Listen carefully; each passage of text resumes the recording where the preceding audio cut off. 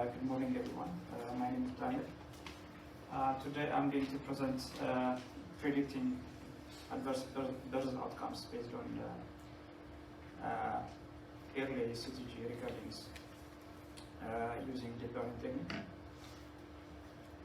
So in this talk, I'm going to provide some introduction and also explain our data and our methods with the results. And finally, I will summarize our main findings and also discuss the future directions of our work. So I will not say a lot about the CTGs. Definitely there are some limitations with the CTG. To mention here some of the well-known limitations, as we know, CTG has high sensitivity. Some research put it as high as 60% of the CTGs are could be false positives. And also there is low inter-person or intra-person agreement in labeling or analyzing or interpreting CTGs. And also to mention that some of the CTG traits are quite hard to interpret. So using classical methods for visual interpretation techniques, analyzing CTG is quite challenging. So there has been some works that has done to analyze the CTGs automatically using computerized methods. These computerized methods try to mimic some clinical guidelines, but as we know, the clinical guidelines by themselves have limitations. And systematic review of 3 randomized controlled trial studies shows that computerized CTG methods didn't improve the outcome of neonatals. So definitely we have also limitation with the computerized CTG analysis. So the agreement among the researchers is that we need more works to improve the computerized CTG analysis. Recently, this data-driven approach has been evolving, and there are some works that are focused on analyzing CTGs using data-driven approach, focusing on applying deep learning techniques to analyze the CTGs. Here, I'm mentioning 2 works that has used their own datasets, not public datasets, to analyze CTGs using deep learning techniques. The first work mainly focuses on comparing deep learning techniques with other classical machine learning techniques, such as k-means clustering and also CBM. And they had around 162 normal cases and about 162 abnormal cases. And they defined abnormal cases based on the pH value as well as Apgar values. And their main findings was that the deep learning techniques seems to work well compared to the classical machine learning techniques.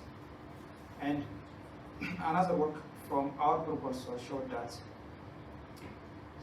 using data-driven technique, large amount of data, the deep learning techniques can predict abnormal, mainly acidotic cases with about 14% false positive rate and 50% true positive rate.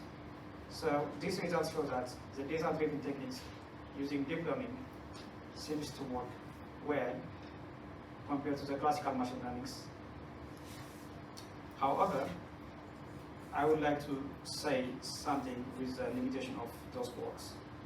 First, these 2 works, or most of the works in the deep learning techniques on CTG, their focus was on the last hour CTG recording. Practically, this has limitation because it might be too late for clinical management. And also they use proxy measures instead of the known or ground truth outcomes. So they use basically pH values, Apgar values to classify the 2 groups, or to define the pathological groups. The main focus of our work is to detect abnormal cases around the onset of CTG, around the onset of labor. And you will use deep learning, and our main hypothesis is that using large clinical data sets and using deep learning techniques, we can ultimately assist clinicians in identifying cases that are pathological and also identifying cases that are already compromised. So our data set consists of about 60,000 cases, out of which we used about 51,000 of them for training as well as testing, because some of the data sets have some second stage traces which we don't want to incorporate in our analysis. So our analysis in this work is before second stage, the first 20 minutes of the initial onset of labor. So we split the data into training and testing, and the testing consists of about 15% of all the cases, out of which 68 of them are with severe compromise. The severe compromise group consists of stillbirths, neonatal deaths, HIE, and the other groups, the other samples were considered as healthy samples. So these are two traces, example traces. The top one, healthy, and the bottom one, severe compromise case. So normally, it's very hard to interpret which one is healthy and which one is severe compromise. So in our approach, we did some data pre-processing, and after pre-processing, we employ machine learning, specifically deep learning. So in the pre-processing stage, we did data cleaning to remove mainly the noise from the data, and we downsampled the signal from 4 Hz, which was the original sampling rate of the fetal heart rate, to 0.25. This is based on our previous experiments.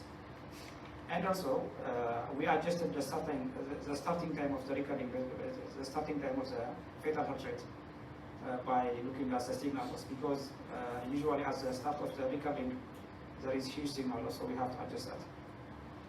So overall, with the pre-processing, what we benefited was that we removed huge amount of signal loss. So this was the signal loss in the two groups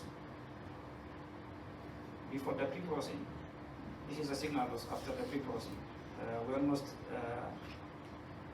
improved the signal loss by double.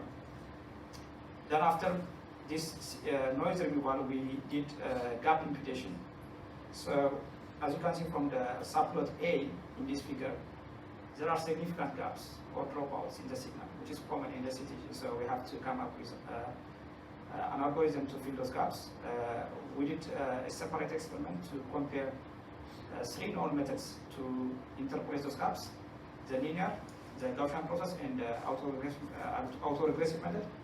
And based on their ability to fill the gaps, and also based on their performance to improve the outcome of the CTG class, the deep learning classification, we found out that the autoregressive seems to work well. So we used autoregressive model. And after this pre-processing, cleaning, and gap filling, we feed the data to the machine learning model. And in the machine learning model, we started with the data augmentation because we have less number of severe compromise cases compared to the healthy cases. So we use a sliding window approach. So we took 20-minute samples from the first 1 hour recovery, and also we oversampled the number of severe compromise cases by factor of 2, which is arbitrarily chosen, but factor of 10 also 20 seems to provide the same result. So to select the hyperparameters, we did 10-fold cross-validation. To do that, the whole cross-validation was performed on the training set. And once we got the hyperparameters, we evaluate the performance of the model on the testing set, which was the holdout. So in terms of the deep learning architecture, we investigated 3 different architectures, which consist of standard layers, the 1D CNN and the LSTM layers, with some dropouts and also batch normalization layers. And these are the list of hyperparameters that are selected. So, for example, for the byte size, we tried different byte sizes, and we found out that byte size 128 seems to work well compared to the others. This is the fine-tuning and diaper parameter automation process. And during training, we reweighted the cross entropy loss that we used to train the model to make sure that we penalize the model more when it makes error for the severe compromised cases compared to the healthy cases. And to measure the performance of the model, we use the partial AUC and the sensitivity values at 95% specificity values, because we don't have a lot of false positives. We want to have more sensitivity at low false positive rates. And the results show that. This is the result comparison of the three models that we compared here. So the one DCNN LSTM architecture that has parallel connection seems to perform well compared to the other two models. So this is the AUC for the best model from the three architectures. So as you can see, the best model, the CNN LSTM parallel architecture, has about 0.2 partial AUC. The AUC between 0 and 10% false positive rate. And also the sensitivity value for that particular model is about 20% at 95% specificity. So the question is, how good is this model? So we try to compare this with our previous work. So one of the work was the OX system 1.5, which uses the entire CTG and also some clinical risk factors to analyze, to make prediction, and also the clinical practice, which also is based on the analyzing the entire CTG visually, and also the third model is our model, which is the 1D CNN LSTM parallel architecture. So as you can see, the OX system 1.5 seems to have higher true positive rate at about 60% false positive rate. And our model performs, especially with false positive rate, very comparably. Of course, there are some discrepancies in terms of the true positive rates. So obviously, the first thing to note is that with the OX system, it considers the entire CTG, and also they consider clinical risk factors into account when they build the model. So the main finding of this particular work is that using large and detailed data sets, which are data set using deep learning technique, which is gate hungry, we can detect severe compromised cases from the healthy donors, and also focusing on the first 20 minutes of the FHR recovery. We can provide an early warning for those infants who are unlikely to sustain stress during labor. And also we achieve a performance of about 20% sensitivity at 95% specificity using the LSTM CNN architecture. The results are quite promising, given that we are attempting to detect severe compromised cases during the onset of labor. So I would like to highlight some of the limitations. So we try to do some data augmentation to mitigate the overfitting, since we have less number of severe compromised cases, but it doesn't mean that we entirely solve the problem. So this is one limitation, and we are looking to improve this one by augmenting more data, also adding more data, rate data to the data set. And the other main limitation is this current model lacks explainability. We don't know which part of the inputs is useful in terms of the predicting the outcome. So we need to add attention mechanism to better interpret the model.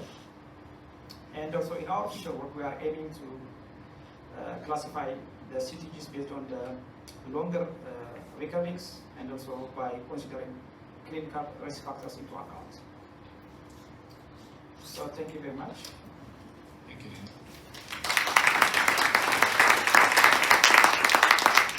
Are there any questions?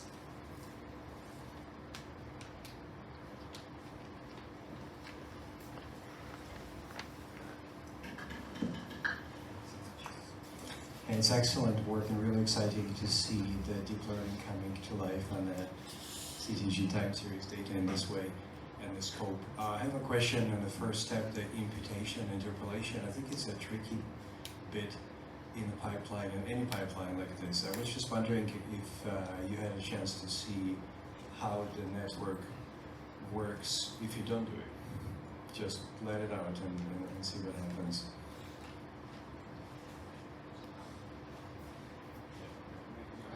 Yeah, that's a very interesting question. So we have a separate work on this, focusing on the gap imputation, whether really any of the gap imputation method that we employed here improve the result.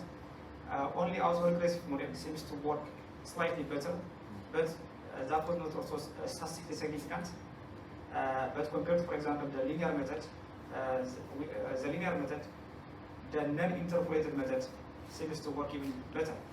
So the gap imputation method doesn't really improve the output of the classification or improve the performance of the classifier very well.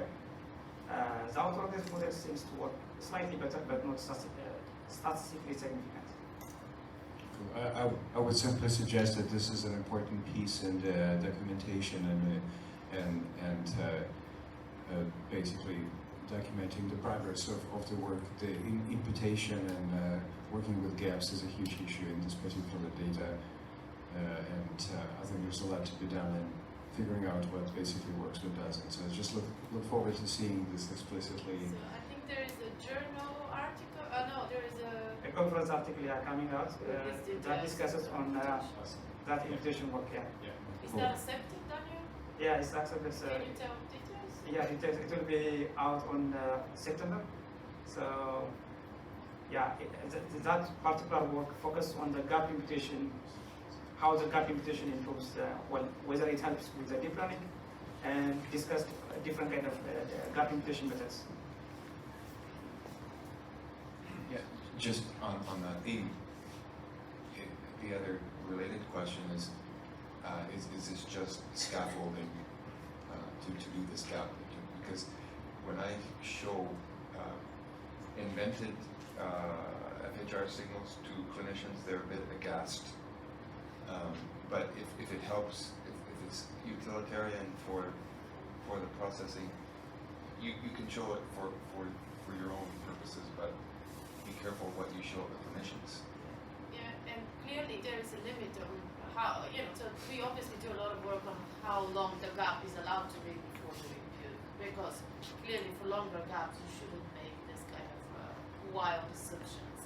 So I think the idea here is just to help, and when you have these small gaps, I don't remember the exact size to focus on, but just to help the CNN networks if it helps.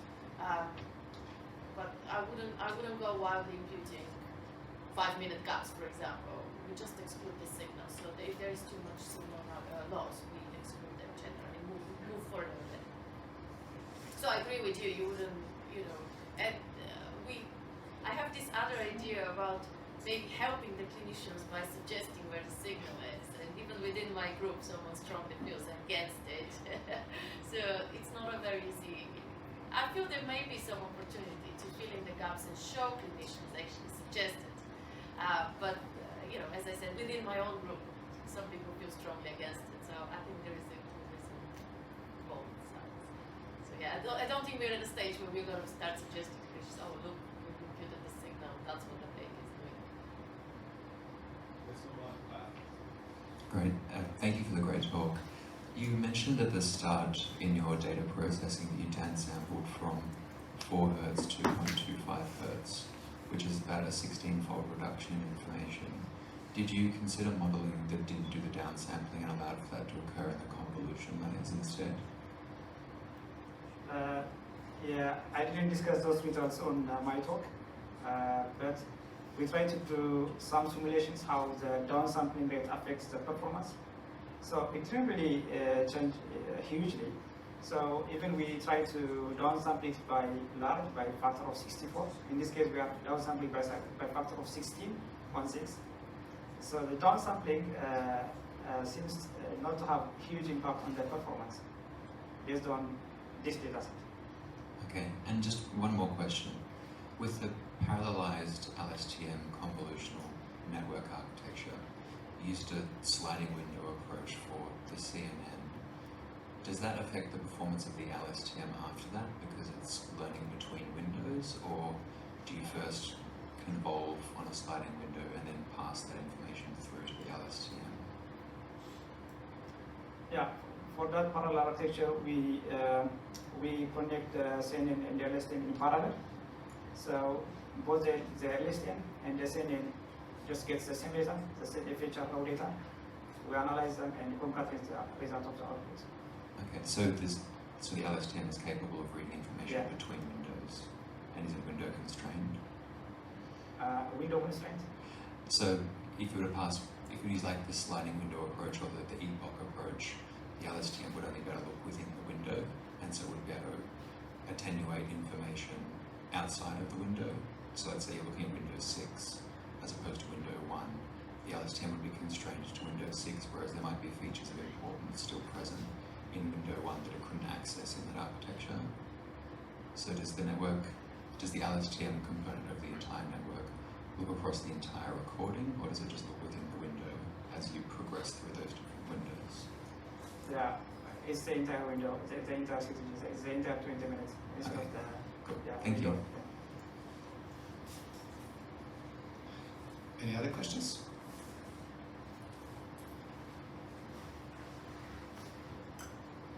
This was a segue. Thank you for asking the question as well. I was thinking of the keyword of NAS, the Neural Architecture Search. It's a tricky question because it requires a lot of computational resources. This is the slide on which to comment. Are you guys considering kind of increasing the scope of the modeling on this piece and sort of stepping back and doing kind of a Google-style, approach to this, because we really don't know what will actually work best. And if you think about the possibilities, you can do this work for the next 100 years if you do it by hand. So it sort of screams for NAS, but it's not an easy thing to do. So just asking for your thoughts on this. Yeah, I think everyone is suffering with this or having challenge with this, like which kind of architecture works well and how to optimize architectures. Basically, we have to manually tune, and the main focus is we are using basic standard models. The other idea is to look at other models, for example, transformers. So that's something that we're exploring. But with the basic models, I think training them is not also very expensive. But I know that limitation is everywhere. Thank you for the comment. Thank you.